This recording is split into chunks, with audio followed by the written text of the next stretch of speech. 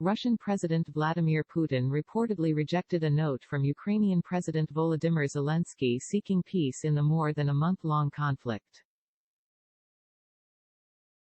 When the note was hand-delivered to him by Russian oligarch Roman Abramovich, Putin reportedly replied instead, "Tell him I will thrash them."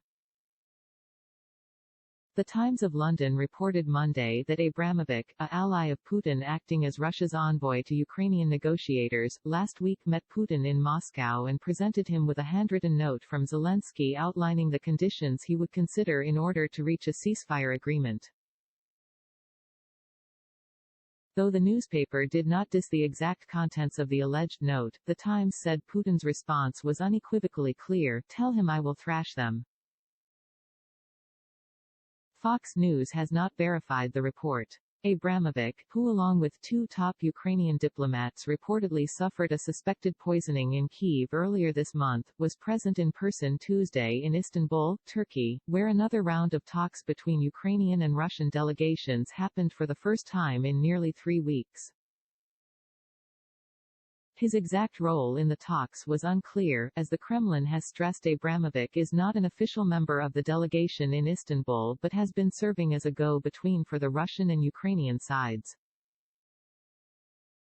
Ukraine's ambassador to the United Kingdom, Vadym Prystaiko, was critical of Abramovich's presence at the talks hosted at the Dolmabahce Palace, commenting to the BBC on Tuesday, "I don't know if he's buying his way out somehow or if he's really useful, that's very difficult to tell."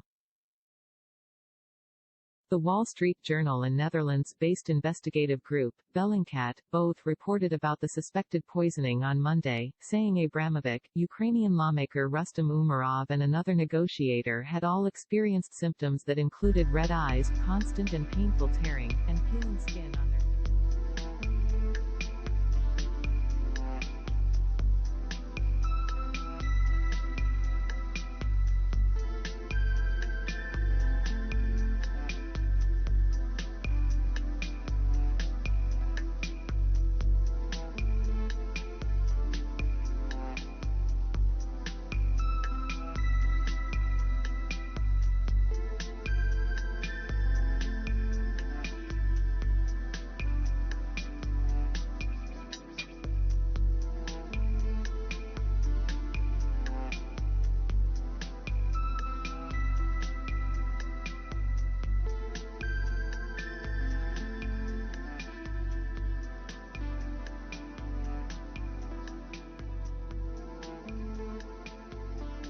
government has obviously been accused of poisoning perceived dissenters.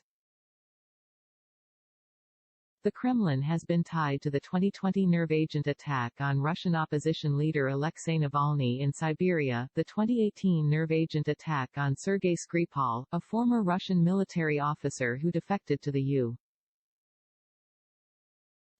and his daughter Yulia, and the 2004 poisoning of pro-Western Ukrainian presidential candidate Viktor Yushchenko, who was left permanently disfigured following the attack. Speaking at a press conference in Morocco Tuesday, Secretary of State Antony Blinken said there's concern of reports about the poisoning due to Russia's track record with Navalny and others. Abramovich, the owner of Chelsea Football Club, has been sanctioned by the UK and the European Union, but the journal obviously reported that Zelenskyy asked the U.S. not to sanction Abramovich due to his role in facilitating talks and his growing interest in humanitarian issues, including potentially organizing civilian evacuations from the besieged Mariupol, so the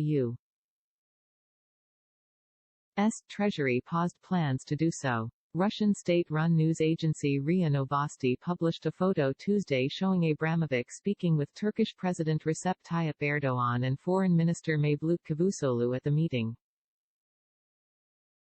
The BBC noted that Abramovich, who also holds Israeli and Portuguese citizenship and owns a minority stake in the steel company Evraz plc, was seen on Turkish television coverage of the talks listening to a translation through headphones while sitting to Erdogan's spokesman Ibrahim Kalin at a separate table from the main delegations on Tuesday.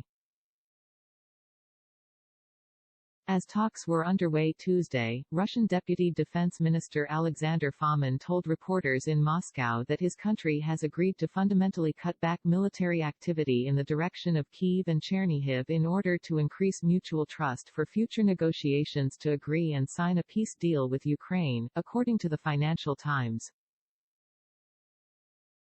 The announcement did not signal any relief, however, for the besieged cities of Odessa or Mariupol, which have suffered heavy Russian bombardment.